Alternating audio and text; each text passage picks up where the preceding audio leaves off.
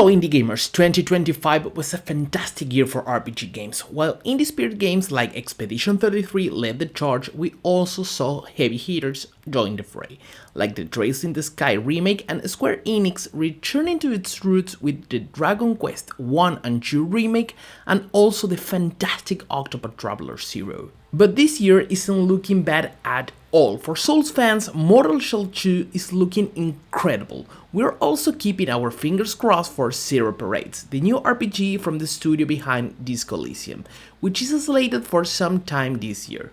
We also have the Dragon Quest 7 remake on the horizon, but if you are more into indie-style games, look out for Lost Hellden. After a delay in 2025, it might finally arrive in 2026. Or you might love a passion project called SacriFire. It's a JRPG with HD 2D graphics that looks absolutely amazing. In fact, it's our first game on the list, so let's check it out.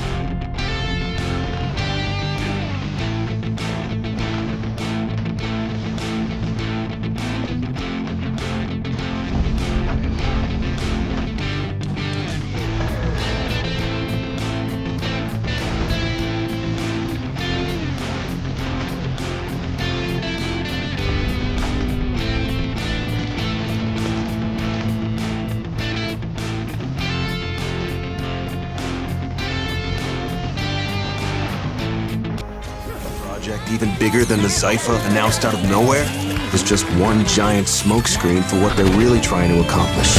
Ignition, lift off. Take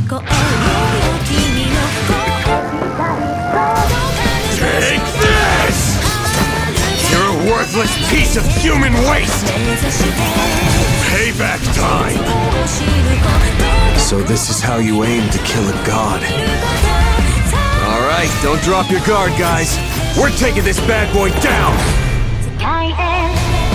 Ridiculous amounts of Mira and info are gonna be swirling around this thing. And you can bet we'll be feeling the fallout from that mess one way or another. Tales into commercially viable enterprises. Your job here is simple. You'll have your very own office, of course, and we'll be sending you on dangerous business trips across a vast network of storybook worlds. You'll team up with an exceptional team of cross-departmental fairy tale colleagues. Learn to leverage their unique skills and take part in high-risk negotiations. Where do you see yourself in 5 years? 10 years? 20 years? We're a family here at Ever After Inc. Perform well, climb the corporate ladder, and maybe you'll even get promoted. And we won't stop there. Ever After Inc. is expanding into storybooks of all genres. Our shareholders back in the real world have never been happier. By the way, I hear there's a group of rogue employees that are trying to sabotage the company from within. You wouldn't happen to know.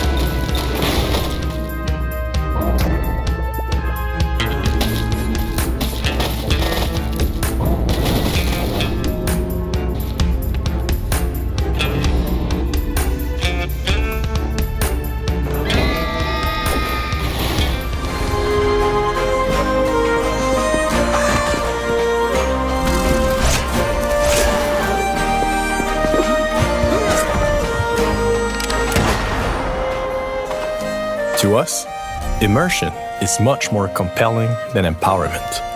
We let intensity be defined by the calm that came before. A time to ponder. What does it take to vanquish what is bigger and meaner than you? It's going to take everything you got.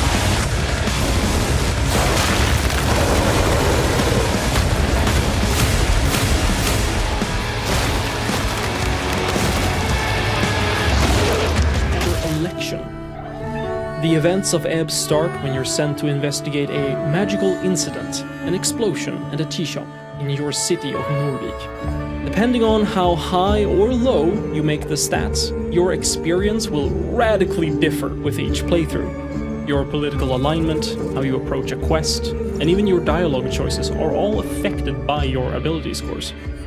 The stats will chime in and nudge you in directions that align with their personalities, not always to your benefit. Ebb is all about being the player at the table, making the most interesting decisions, and finding your own unique solutions. Whenever a challenge appears, a 20-sided die will be rolled. Then you add or subtract any modifiers to reach that final number. All Reapers remember our first death, the betrayal, the afterlife that never came. We've died many times since.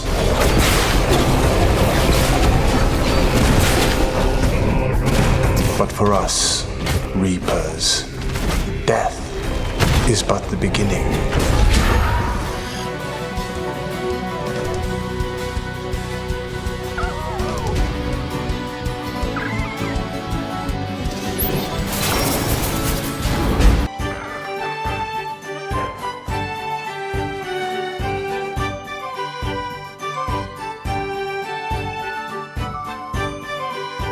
Shelved for 5 years.